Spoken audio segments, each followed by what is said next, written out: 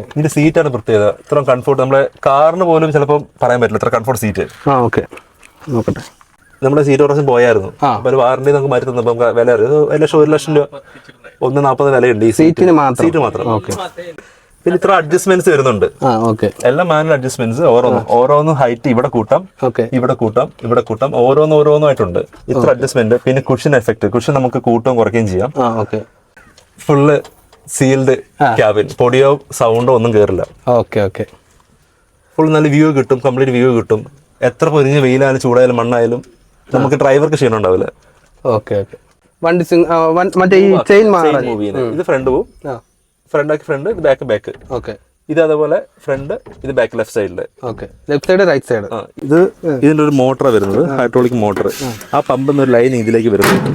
അപ്പൊ നമ്മൾ അവിടെ ഇത് ലിവർ ചേഞ്ച് ചെയ്യുമ്പോൾ അത് ഫ്രണ്ടും ബാക്കും കറങ്ങും.